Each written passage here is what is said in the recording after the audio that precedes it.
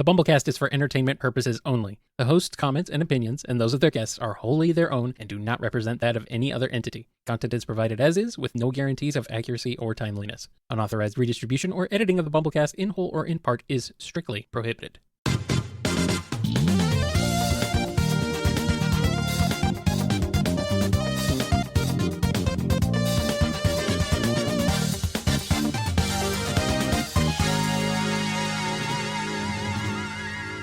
Welcome to a special edition of the BumbleKast. I'm your host, Ian Flynn, the Bumble King, and joining me as always is my Bumble co-host, Kyle, JCRB Krause. Yes, indeed, and we have a very special guest joining us yet again. She's back.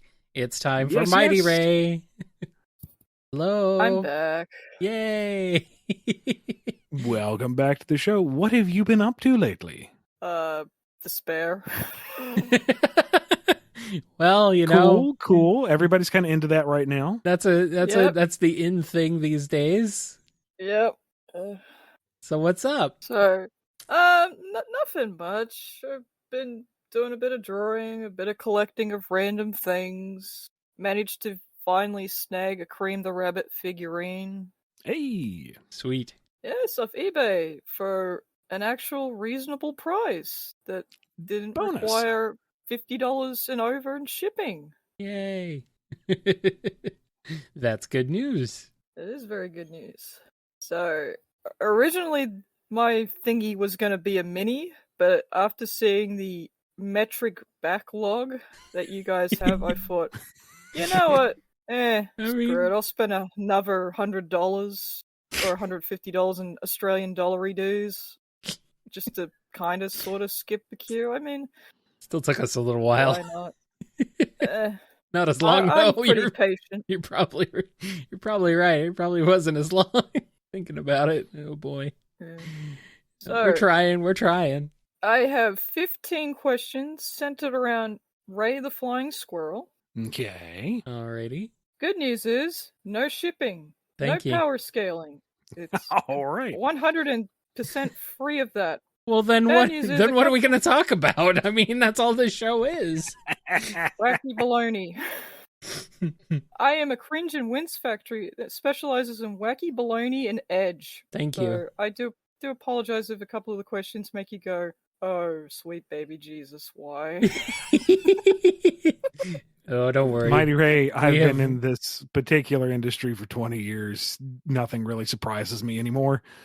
We have built up a lot of high tolerance to this stuff, I think. Well, hopefully you'll be like, oh, this is fine.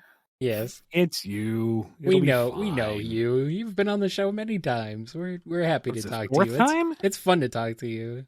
I think this is the 5th time I've been on. I think it is, yeah. Good night. I think so. If you want to challenge MightyRay's crown as the most guest appearing person, head over to patreon.com/BumbleKast, Ko-fi.com/BumbleKast, or become a YouTube member, blah, blah, blah, plug. Let's get to the questions. Okie dokie. So let's get the mandatory body swap question out of the way, as that is a popular one. So, Ray body swaps with, we spin a wheel, and it turns out Storm the Albatross, come on down. What happens? Ray is a little thrown off because he's never been so tall, and he's got a little trouble balancing at first because he has no tail. He's very used to that counterbalance, and Storm is very, very top heavy. If anything, he's going to start walking like a gorilla. But yeah, he gets a handle on it. All right, he's doing fine. He can walk. He has to get on the extreme gear now. You want him to balance on something that floats on air? Well, okay, he floats on air all the time. What are you talking about? Yeah, he'll be fine. He can't do it. He cannot do it to save his life. Oh. And he's so ludicrously strong now, he is breaking things left, right, and center. Storm, meanwhile, he hates it. He hates being so tiny. He likes the tail. It's very poofy. It's kind of fun. But otherwise, no. He is tiny. He must be large. He cannot break things. He has tried breaking things. All he did was hurt his hands. Storm sees Mighty, and Ray's buddy is like, oh god, it's you. Oh boy. What up, little buddy? Hug. And Storm's like, is this what Jet feels? Is this how Jet feels when I give him a hug? Jet, meanwhile, is like, what is going on? Why are you so clumsy? He's like, I don't know, man. I don't know which way this man goes. Wave has just got a riot shield in the corner, just like, yep, it's one of those days. He's completely forgot how to control his own strength. Brilliant. Yep, sounds about right. Okay, question 2. Now for the mandatory Starline Isekai question. Yay! Ray Yay. finds out about Dr. Starline's Isekai adventures and with the power of, seems to be redacted, sends our mad scientist to the, Gears of War universe. How does our monotream disaster get sent to the next adventure? Is it A, gets curb stomped by Marcus Phoenix, B, Queen Mira has him mauled by her loyal drones because he gets in over his head, or C, gets infected with the liquid fungus of doom that is emulsion and becomes exploding cannon fodder? Oh, choices. They're all very good. I mean, not for him, but you know. I'm inclined to see Starline aligning with humanity this time around. Because as much as he enjoys a good villainous overthrow, this is the ravenous kind. This leaves nothing behind. You know, he wasn't really a fond of the metal virus when you couldn't control it. Controlling it, fine, sure. Subjugation is great, but when you lose control and you stand to lose everything, that loses the entire purpose of conquest. So now he'll join the resistance, and you know, at first he's going to follow Marcus because he needs to get his lay of the land. He needs to understand this. And goodness, these chainsaw guns, such a delightful amalgamation of technology. Now, if he could just possibly lift this up, and nope, doesn't turn the safety on, drops it, and the Isekai adventures continue. Oh no. Beautiful. There he goes. Alright, it's question 3. It's a beautiful Sunday afternoon. Omega is armed and ready to engage in his new favorite hobby, flying squirrel hunting. Don't panic, Ray is a willing participant and is very happy to play with his new deadly robot friend that is armed to the teeth with paint pellets. Ray's an oddball. Shadow and Mighty are supervising? How does it go? I don't think Ray really understands what he's signed up for. Like, sure, on paper it sounds like fun. Lots of high aerial maneuvers and a little bit of risk reward. You know, reward being you don't feel that sting of a paintball. Risk being you feel that sting of a paintball. However, he chose the wrong partner. If we're talking like General, maybe some restraint. Shoot, maybe even Gamma. Omega doesn't do half measures. He does scorched earth policy for everything. Ray is not going to just taste the rainbow. He's going to feel the rainbow in his bones.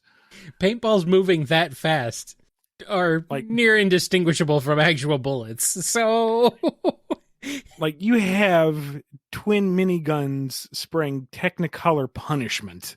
And Ray might get away for a couple seconds, enough to make Mighty proud. But no, by the time he lands, he is not yellow anymore. And beneath that confetti explosion of color, he is just black and blue. Oh. Omega's happy. Mission accomplished. Oh, yeah. Target down. Down for a few months. I mean, Mighty tried to warn him. He's like, look, buddy, I know this guy is only really lethal to robots, but I really think you should rethink this. And Ray's like, no, this will be cool. This will be fun. Yeah. I want to push myself to the limits just like you do. And Mighty's like, I don't want to be that kind of inspiration. And Shadow's just watching. He knew this is how it was going to play out, but he's going to let it happen anyway. Yeah, you sure did, little guy. Oh, God, bro. Your face. Let's get you home, okay? What face? Shadow's just stood there eating popcorn. Just Question number 4. Ray makes a new friend in Void from Sonic Shuffle. He finds out that Void hasn't been doing too crash hot, and trying to make friends through podcasting was not a great idea. What kind of wacky antics did the two get into? Well, it's going to be an uphill battle because Void, to hang out with Ray, I'm assuming, is in the waking world. And you can't do a whole lot in the waking world compared to imaginary world where it's all dreams. So this whole being limited in travel or existence or doing things. It's going to put a cramp in his style. But Ray sees the good in everything. These aren't limitations. These are experiences that make every interaction all the richer, and they're more memorable. And as you do stuff here, just think of all this content you can bring back into the dream world and then play with it however you want. And Void begrudgingly agrees that yes, that makes some degree of sense and maybe is having fun. Not going to admit to it, grumpy Void baby, but they get along. They get along fine. They go flying. Number 5. Mighty isn't doing too well and is under the weather mentally and physically. How does Ray cheer his big buddy and help him get better? Makes him his favorite lunch, tells him his favorite joke, hangs out with him, and, whatever it is he feels up to, whether it's read a book, play a game, or just kind of chill out and zen. Sorry, little buddy, I'm just not feeling up to anything. Well, that's okay. Let's look at the clouds. That one looks like Void. Wait, is that Void? Hi, Void. That one looks like Omega. I don't want to think about Omega anymore. Never mind. Yeah, he's just a supportive, good old uplifting buddy. Gets Mighty out of his funk, and they're right back at it. Nice. Yay. Question number 6. Infinite is back for revenge. That little fat bozo got him sent flying last time, but this time it shall be different. Ray is trapped in a Phantom Ruby construct with no Mighty to help him. How does Ray escape in a way that baffles Infinite? It depends on what the scenario Ray is trapped in. But we're going to say just like an infinite thunderstorm. There is no ground. It's just nothing but sky and storm that Ray has to navigate, which is challenging and frightening, and he doesn't like it. I mean, who would? No one wants to be the kite in the middle of the tornado. Except Ray's really good at one thing, and that's gliding. Like, he can actually navigate this. So, eventually just flies his own way out. Does it on his own. Didn't even need Mighty for that one, because what is Mighty going to do? Flex? This is Ray in his element. And sure, it was harrowing, but he made it out. And good for him. He's rather proud of himself, and Infinite is just beside himself, because that wasn't the point. He's supposed to be traumatized. This is going to be horrible and scary and demoralizing, and maybe he came out enriched. Damn squirrel.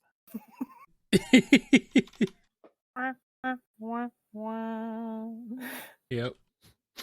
Ray really rubs it in by saying, that was kind of neat. Can we do that again? No. Question number 7. Ray is at it again with his worm on a string obsession. This time, rather than get the worms to come to him, he's going straight to them. That's right. He's stealing from a factory. Unfortunately, Ray doesn't steal a box of worms. He steals a box of fake Chaos Emeralds by accident. He catches him red-handed as he looks at the gems with disappointed. That ain't Mighty or the Chaotix. That's too easy of an answer. Well, it should be big, because who else would he be stealing worms for? Well, he doesn't get the worms. He gets I know. the emeralds, and he's like, these ain't my worm on a string. These are giant, shiny rocks. Why do they look like Chaos Emeralds? Big just shakes his head, because can't go fishing without a worm on a string, and these emeralds, they're just nothing but trouble. You see, there was this one time that Froggy ate one. He starts going on this long, rambling story about Sonic Adventure, and Ray's just kind of nodding along because he's heard this one numerous times while fishing. And he's just going to put the box back so he can get it right this time. And maybe Big will notice he left. Maybe he won't. Only one way to find out. Slowly, comedically sneaking out the door, trying to make sure that the emeralds don't fall through the box and all land on his feet. Embarrassing himself further. Oh no. Rouge swoops in, is rather miffed that Ray, took the prize she was aiming at. How did he even know that she was after that mark? And he's like, well, I don't even want these. Do you want to trade? And Rouge just like, trade. Where I'm going to stick for that whole box. Yes. I'll be right back. He's like, grabs the worm on a string toy that she's got and just gives her the box and runs off. It's just like, wow. I've met some rubes, but that's a rube and a half right there. I mean, she'd feel bad about it because it's such a steal, but then again, that's right up her alley, so hey. So, Sounds about right. question 8. To atone for his crimes of worm thievery, Ray decides to offer free cancelling to those who need it. He gets dragged along to see Ray and be surprised to hear his genuinely good advice. Shadow's too obvious, the joke answer. Who's a good non sequitur for this one? And who would actually listen to him? Suggestion I'm getting is Whisper. Or Yeah, all right. Or Bean. Bean. No, there's no cracking that nut. No. I mean, counseling requires a degree of rationale. Bean don't have that. Last miniseries, he was the most rational in the group, and it made him feel all queasy inside. As it should. Yeah, all right. Whisper gets plopped down, and Ray's talking her through, and he's got that little, like, Peanuts, the psychiatrist is in cardboard stand, puts on his little reading glasses that he got from the dollar store. There's no actual lenses in it. It's just frames. He's looking through the chart and goes, all right, let's see here. You, you've been through a lot. And Whisper just kind of nods and goes, well, the one thing I'm seeing is this sense of loneliness, abandonment, but you have your Wisp companions, don't you? They've always been with you. As a matter of fact, they used to be distributed amongst the team, but they all stuck with you, especially Blue. Blue used to be with Mimic. He abandoned Mimic and stayed with you. Isn't that a good support team right there? Doesn't that show that they love and care about you specifically? And that's it. Trauma cured. Whisper starts talking out loud again and not really wearing the mask. She opens her eyes. She's rather happy and bubbly. She actually does a cartwheel away from the scene. Good job. Good job, Ray. You fixed her. You did what no one else could. Not even Tangle. Question 9. Whisper meets Ray and finds out the boy loves wisps and calls them flying squids to her bemusement. Which of the wisps would get on well with Ray the most, to the point Whisper has to peel them off him?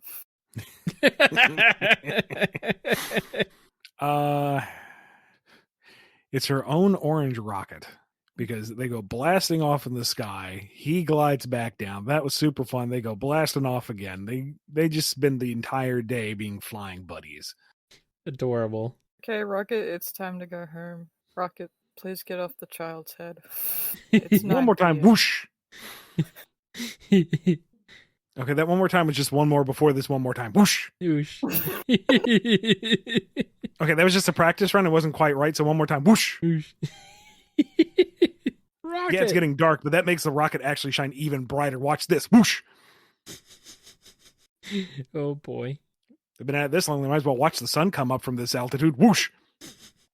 Whisper's just sleeping now. She just laid down. Just like, well. Number 10.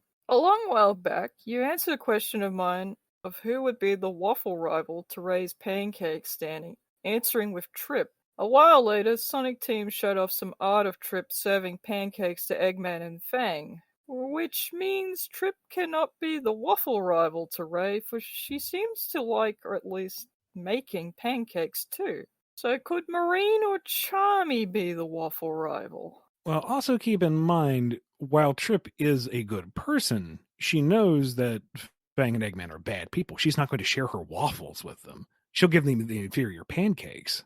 Uh-oh. They Double demanded agent. breakfast, and fine, she'll make them breakfast.